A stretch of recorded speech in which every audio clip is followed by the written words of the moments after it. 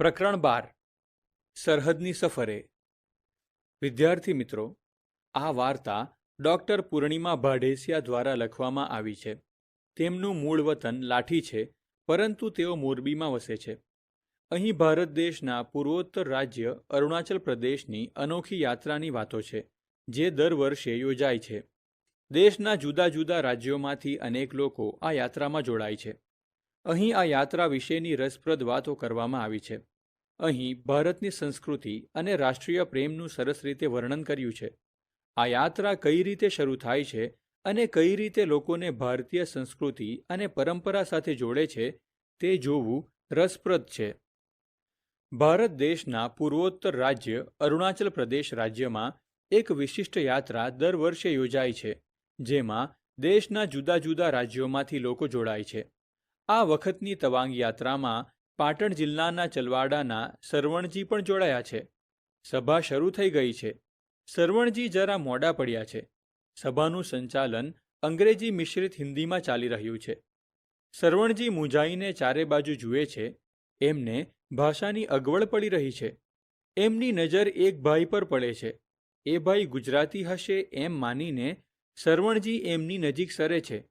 પણ આ શું? એ ભાઈ તો પટપટ હિન્દીમાં અને ફટફટ અંગ્રેજીમાં વાતો કરી રહ્યા છે. સરવણજી જરા મૂંઝાય છે. એટલામાં માઇક પરથી હિન્દીમાં જાહેરાત થવા લાગી. जिसका पंजीकरण नहीं हुआ है ये लोग मुझे मिले. સરવણજીની કોઠાસૂઝ જેવી તેવી નથી. એ એટલું તો સમજી જ જાય છે કે માનો ન માનો પણ માઇકમાં બોલ્યા એટલે કંઈક કામની વાત તો હશે જ.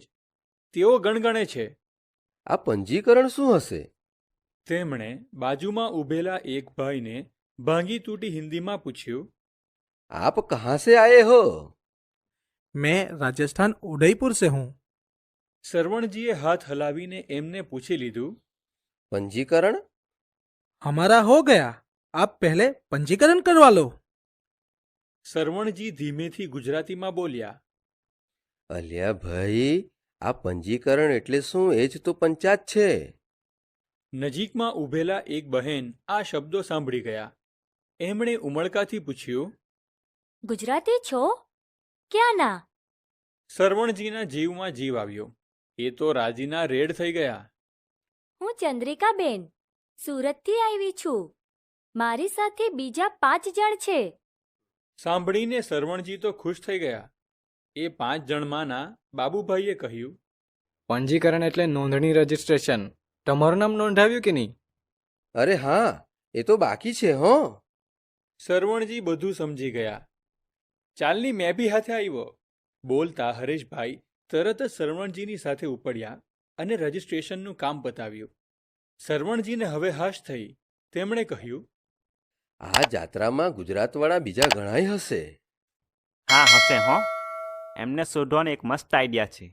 આપણે ગુજરાતીમાં વાતો કરતાં કરતાં બધે ફરીએ ને ગુજરાતીમાં વાતો કરતાં માણસો શોધીએ, તરત જડી આવશે. હા, ઈ વાત હાચી. હેંડો તારે. સરવણજીને વિચાર ગમ્યો. બંને નીકળ્યા. એમના અચરજ વચ્ચે તેમને સૌથી પહેલા ભાવનગર તરફથી આવેલા જયદીપ અને ધરતીબેન મળ્યા. અરે, પેલા હિન્દી ને અંગ્રેજી બોલનારા ભાઈ જેમને સરવણજીએ ગુજરાતી ધાર્યા હતા, તે ખરેખર ગુજરાતી નીકળ્યા. એ મોરબીના ડૉક્ટર જયંતિભાઈ હતા. ભોજન લેવાઈ ગયું ત્યાં સુધીમાં તો ગુજરાતના 25 જણ એકઠા થઈ ગયા. જ્યાં જ્યાં વસે ગુજરાતી ત્યાં સદાકાળ ગુજરાત. એ પંક્તિ થોડા ફેરફાર સાથે સાચી પડી કે જ્યાં ને જ્યારે મળે ગુજરાતી ત્યાં સદાકાળ ગુજરાત. પછી તો એયને વાતોના તડાકાને ભડાકા. સુરેન્દ્રનગરના ભાઈલાલભાઈએ નારાજગી સાથે કહ્યું. તમે જોયું? સાંસ્કૃતિક કાર્યક્રમમાં કેટલાક પ્રદેશોના કાર્યક્રમો થયા, પણ ગુજરાતના ગરબા તો રજૂ ન થયા. મને લાગે છે કે ઉત્તર પૂર્વના રાજ્યોના લોકનૃત્યો હતા, પણ આપણે 30 જણા છીએ. હવે 3 દિવસમાં બધાને ગરબે ગુમાવીએ તો જ ખરા. ત્યાં કચ્છથી આવેલા હસમુખભાઈએ જરા કંટાળીને કહ્યું. इनथे रोधोप खाधे में ठान पायो इंजी गाल करियो. એમની જેમ બીજા પણ 2-4 જણા ફરિયાદ કરી રહ્યા. એમ ભૂખ્યા નિમાણા થાવમાં હું ભાવનગરી ગાંઠિયા લાવી છું. અભી હાલ જ લઈ આવું. એ હંધાઈ ખાવ. પ્રવાસમાં જેની પાસે નાસ્તો ન હોય એને ગુજરાતી ન કહેવાય. મારી પાસે થેપલા મરચાં અને અઠાણું છે. થોડીક વારમાં સુરતની ઘારી, વડોદરાનો લીલો ચેવડો, ખંભાતનું હલવાસન, કચ્છની ખાજલી, પાટણના દેવડા આવી ગયા. સૌએ હોંશે હોંશે પેટ ભરીને નાસ્તો કર્યો. ઊંચો ગઢ ગિરનાર વાદળથી વાતું કરે. એ દુહો ભરતભાઈ જરા હળવાશના મૂડમાં આવીને ગણગણવા માંડ્યા. ડોક્ટર જયંતિભાઈના ધ્યાનમાં આવ્યા વિના ન રહ્યું. વાહ ભરતભાઈ, કંઈક જમાવટ કરો યાર. પછી તો શું હતું, બધા જ ગુજરાતી પ્રવાસીઓ તાપણાની આસપાસ ગોઠવાઈ ગયા. ડોક્ટર સાહેબે જાણે કે સ્વૈચ્છિક રીતે સંચાલન સ્વીકારી લીધું હોય એમ બોલ્યા. ભરતભાઈ કલાકાર છે, પહેલાં એમને સાંભળીએ. હા, હું તો ગાઈશ જ, પણ એક શરતે. તમારે પણ કંઈક સંભળાવવું પડશે. બધા એમાં સંમત થયા એટલે પછી ચાલ્યો વાતો, ગીતો અને વાર્તાઓનો દોર. ત્યાં વાસણથી આવેલા વિપુલભાઈએ શરવણજીને કહ્યું, તમે પાટણ બાજુનું કંઈક થવા દો ભાઈ. એટલે એમાં વડોદરાથી આવેલા મયુરીબહેને ટેકો પુરાવ્યો. શરવણજી ક્યાં પાછા પડે એમ હતા? અમાર બાજુ મેરાયો નૃત્ય હોય છે. મસ્ત મજાનો મેરાયો હાથમાં લઈને માથા પર ફેરવતા ઢોલના તાલે નાચવાનું. એવો મજો પડે કે વાત જ ન પૂછો. ચંદ્રિકાબેન ખુશ થતા બોલ્યા, નાચગાન તો અમને બહુ ગમે. તમે હું અમારી સાથે નાચવા લાગો ને. કંઈ બી ઢોલ વાગે ને તો અમારા પગ તો ઠીરકવા માંડતા છે. જાનૈયા સાંઠે વરરાજા હો તો એ બી નાચવા લાગે.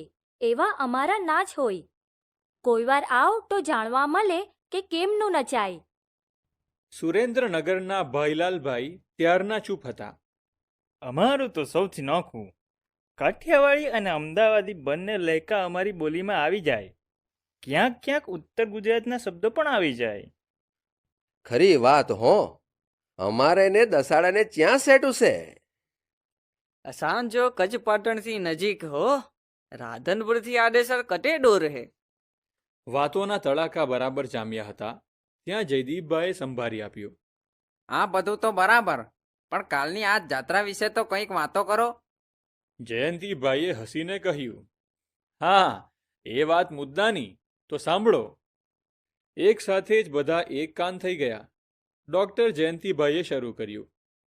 આ યાત્રાનું નામ છે તવાંગ યાત્રા. દર વર્ષે નવેમ્બર માસમાં અસમના ગુવાહાટીથી આ યાત્રા નીકળે છે. આપણે સૌ આજે ગુવાહાટી પહોંચી ગયા છીએ. આ ગુવાહાટી ઘણું જ પુરાતન શહેર છે અને જોવાલાયક છે. અહીં કામાખ્યા દેવીનું વિશ્વવિખ્યાત મંદિર આવેલું છે. શક્તિપીઠ તરીકે ઓળખાય છે એ જ ને? હા, ભારત દેશમાં કુલ 51 શક્તિપીઠો છે. તેમાંની એક આ શક્તિપીઠ છે. હા, બરાબર. જાત્રામાં આગળ બીજું શું જોવાનું આવશે? ગુવાહાટીથી આગળ અસમનું નગર તેજપુર આવે. અહીંનું અગ્નિગઢ મંદિર પણ પૌરાણિક મહત્વ ધરાવે છે. બાણાસુર નામના દાનવનું આ નગર છે. ઓખા હરણમાં આવસ એ બાણાસુર તો નહીં? હા, એ જ. ઓખા બાણાસુરની પુત્રી હતી. શ્રી કૃષ્ણનો પૌત્ર અનિરુદ્ધ ઓખા સાથે પરણેલો. પૂર્વ અને પશ્ચિમનો આ કેવો સંગમ! બરાબર. આગળ પછી ભાલુકપંગ આવતું હશે ને? હા, અરુણાચલ પ્રદેશનું એ પ્રવેશ દ્વાર અને પછી આવે બોમડીલા. ઈસવીસન 1962માં ચીને ભારત પર આક્રમણ કરેલું ત્યારે અહીં સુધી કબજો કરેલો. અહીં બૌદ્ધ મઠો અને ગોમ્પા આકર્ષણનું કેન્દ્ર છે. અને હા, જસવંતગઢની તો વાત જ અનોખી છે. એનો ઇતિહાસ સાંભળીને તો આપણા રૂવાટા ખડા થયા વિના ન રહે. 1962ના ચીનના યુદ્ધ વખતે જશવંતસિંહ નામના એક સૈનિકે સતત 72 કલાક સુધી એકલા હાથે ચીનની સેનાને રોકી રાખી હતી. આ વીરની ગાથા આજે પણ ઘરે ઘરે ગવાય છે. તેમનું સ્મૃતિ મંદિર જ્યાં બનાવ્યું છે તે જ જશવંતગઢ. વાહ, ધન્ય છે એ વીરને. જયંતિભાઈએ વાતને આગળ વધારતા કહ્યું, બીજા એક વીર જોગિંદર બાબા છે, જેમને સરકારે મરણોત્તર પરમવીર ચક્ર એનાયત કર્યો હતો. આમ અરુણાચલમાં તો સ્થળે સ્થળે ભારતીય સૈનિકોની પરાક્રમ ગાથાઓ અંકિત છે. 1962ના યુદ્ધમાં વીરગતિ પામેલા એ સૈનિકોની વીરગાથા દર્શાવતું સ્મારક તવાંગ શહેરમાં છે. યાત્રાળુઓ આ શહીદ સ્મારકની મુલાકાત લઈને ધન્યતા અનુભવે છે. બૌદ્ધ ધર્મની ઝાંખી અહીં સહજ રીતે થાય. છઠ્ઠા દલાઈ લામાનું જન્મસ્થળ પણ અહીં જ છે. તવાંગથી દૂર એક ચટ્ટાન પર દલાઈ લામાના પદચિહ્નો પણ છે. અહીં દૂર દૂરથી અનેક શ્રદ્ધાળુઓ આવે છે. અને હા, શીખ ધર્મના પ્રથમ મહાન ગુરુ નાનક દેવનું આ તપસ્યા સ્થળ પણ છે, જેને નાનક લામા કહે છે. અને એક ખાસ મહત્વની વાત તો રહી જ ગઈ. અહીં યાત્રાના રસ્તે પ્રકૃતિ તો એવી વેરાઈને પડી છે કે તમે જોતા જ રહેશો. અહીં જાંગ વોટરફોલ છે અને શોંગોત શેર લેક છે. એની વાતો લાંબી છે, પણ યાત્રાના આકર્ષણ કેન્દ્ર આ કુદરતી દ્રશ્યોથી તમે ધન્યતા અનુભવશો એ નક્કી છે. આનો મતલબ તો એ જ કે તવાંગ યાત્રા રાષ્ટ્રીય, ધાર્મિક અને પ્રાકૃતિક એમ ત્રણેય દ્રષ્ટિએ અધકેરું મહત્વ ધરાવે છે, ખરું ને? હા, બિલકુલ. જયંતિભાઈ, તમે માહિતી તો એ રીતે આપી કે શીરાની જેમ ગળે ઉતરી ગઈ. પણ હા, એક સવાલ મને થાય છે. અંબાજીથી આવેલા અમૃતભાઈ પહેલીવાર બોલ્યા. તે પૂછી લો ને તમારે. આપણે તો છેક સરહદે જવાનું છે, તો પછી આ યાત્રાને તવાંગ યાત્રા કેમ કહે છે? હા, સરસ પ્રશ્ન છે. આમ તો આ યાત્રા અરુણાચલ પ્રદેશમાં, જ્યાં ભારત, ભૂતાન અને ચીનના કબજામાં તિબેટ છે, એ ત્રણેય દેશની સરહદે આવેલ બુમલા બોર્ડર સુધી નીકળે છે. આ સ્થળ બોર્ડર પર્સનલ મીટિંગ પોઈન્ટ છે. પણ આ યાત્રાનો છેલ્લો પડાવ તવાંગ શહેરમાં હોય છે, તેથી એને તવાંગ તીર્થયાત્રા કહે છે. ઓકે, સમજ્યો. પણ તવાંગ શહેર કેવડું હશે? તવાંગ આશરે 11,000 જેટલી વસ્તી ધરાવતું તવાંગ જિલ્લાનું મુખ્ય મથક છે. આ રાષ્ટ્રીય યાત્રા છે. ભારતભરમાંથી યાત્રાળુઓ આમાં જોડાય છે. આપણે આવ્યા એમ સૌ આગળના દિવસે ગુવાહાટી પહોંચે છે. પછી તો આપણે જાણીએ છીએ કે આયોજકો દ્વારા હોટલમાં ઉતારા અપાય છે. સાંજે તમામ યાત્રાળુઓની એક બેઠક મળે છે. કહો ને કે રાષ્ટ્રીય યાત્રાના પ્રવાસીઓનો સ્વાગત સમારંભ. અહીં ભારતીય સાંસ્કૃતિક પરંપરા અને વારસાને પ્રદર્શિત કરતો કાર્યક્રમ પણ થાય છે. યાત્રાના આયોજક વરિષ્ઠ યજમાનો દેશભરમાંથી આવેલા યાત્રાળુઓને આવકારે છે. અસમના રાજ્યપાલ જેવા મહાનુભાવ પણ સ્વાગત કાર્યક્રમમાં પધારે છે. એક અદ્ભુત મેળાવડો જામે છે. અહીં જુદી જુદી ભાષાઓ, જુદા જુદા પોશાકો, જુદી જુદી પરંપરાઓ ખરી, છતાં કંઈક તો એવું છે કે જે સૌને એક સૂત્રે જોડી રાખે છે. એ બધું આપણે જોયું. હવે તમને મુખ્ય વાત કહું. આ તવાંગ યાત્રાનો એક હેતુ દૂર દૂર સરહદ ઉપર રહેતા લોકોને વિશેષ આત્મીયતા પૂરી પાડી તેમને ભારત સાથે જોડવાનો છે. આ યાત્રામાં યાત્રીઓ સમાન ભાવથી કામાખ્યા દેવી, ભગવાન બુદ્ધ અને ગુરુ નાનક સંબંધિત સ્થળોની યાત્રા કરીને ધન્ય થાય છે. ઈસવીસન 1962માં પરાક્રમ દાખવી વીરગતિ પામેલા સૈનિકોની પરાક્રમ ગાથા સૌ જાણે છે. તવાંગ સ્થિત શહીદ સ્મારકના દર્શન કરે છે. યાત્રિકો સરહદે જઈ ભારત માતાનો જયઘોષ કરે છે. દુનિયાનો છેલ્લો ગુલામ દેશ તિબેટ છે, તેની સ્વતંત્રતાનો સંકલ્પ લે છે. ઈસવીસન 1962માં ચીને હુમલો કરીને ભારતની હજારો ચોરસ કિલોમીટર જમીન પર કબજો કરી લીધો છે. તે ભૂમિની મુક્તિનો પણ સંકલ્પ લે છે. આ સાંભળતા સૌને ધન્યતાની અનુભૂતિ થઈ. સૌની આંખ સામે એક પછી એક સ્થળ આવવા લાગ્યું. ત્યારે શાંતિથી સાંભળી રહેલી નાનકડી ભવ્યા બોલી, અરે, હમણાં વારંવાર અપાયેલી સૂચના યાદ છે ને? સવારે વહેલા નીકળવાનું છે. અંધારે અંધારે તૈયાર થવું પડશે. હા, ભવ્યા ખરું કહે છે. વતનથી દૂર દૂર મળેલા આ લોકો માત્ર 2 કલાકમાં તો વર્ષો જૂની ઓળખાણ હોય તેટલા નજીક આવી ગયા. તે નવાઈ સાથે જય શ્રી કૃષ્ણ, શુભરાત્રિ, ગુડ નાઇટ અને સુખરાત કરજો કહેતા કહેતા પોતપોતાના નિવાસસ્થાન તરફ ચાલ્યા. સારાંશ. દર વર્ષે ભારતના પૂર્વોત્તર રાજ્ય અરુણાચલ પ્રદેશમાં તવાંગ યાત્રા યોજાય છે, જેમાં દેશના જુદા જુદા રાજ્યોના લોકો જોડાય છે. આ વખતે પાટણ જિલ્લાના ચલવાડાના સરવણજીભાઈ આ યાત્રામાં ભાગ લેવા આવ્યા છે. તેઓ સભામાં થોડા મોડા પહોંચે છે, જ્યાં અંગ્રેજી હિન્દી મિશ્રિત ભાષામાં સભાનું સંચાલન થઈ રહ્યું છે. સરવણજીને ભાષાની મુશ્કેલી અનુભવાય છે અને ગુજરાતી બોલનારા લોકોને શોધવા મથામણ કરે છે.